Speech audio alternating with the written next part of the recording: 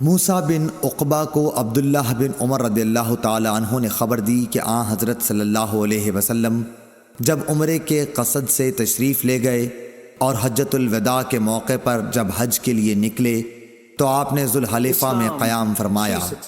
ذوالحلیفہ کی مسجد کے قریب آپ ایک ببول کے درخت کے نیچے اترے، اور جب آپ کسی جہاد سے واپس ہوتے اور راستہ ذوالحلیفہ سے ہو کر گزرتا یا حج یا عمرے سے واپسی ہوتی تو آپ وادی عتیق کے نشیبی علاقے میں اترتے۔ پھر جب وادی کے نشیب سے اوپر چڑھتے تو وادی کے بالائی کنارے کے اس مشرقی حصے پر پڑاؤ ہوتا جہاں کنکریوں اور ریت کا کشادہ نالہ ہے، یعنی بطحا میں۔ یہاں آپ رات کو صبح تک آرام فرماتے۔ یہ مقام اس مسجد کے قریب نہیں ہے جو پتھروں کی بنی ہے۔ آپ اس ٹیلے پر بھی نہیں ہوتے جس پر مسجد بنی ہوئی ہے۔ وہاں ایک گہرا نالہ تھا۔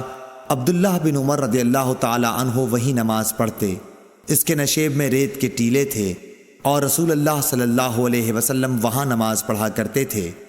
کنکریوں اور ریت کے کشادہ نالے کی طرف سے سیلاب نے آ کر اس جگہ کے آثار و نشانات کو پاٹ دیا ہے جہاں حضرت عبداللہ بن عمر رضی اللہ تعالی عنہ نماز پڑھا کرتے تھے۔ صحیح بخاری حدیث نمبر 484۔ قرآن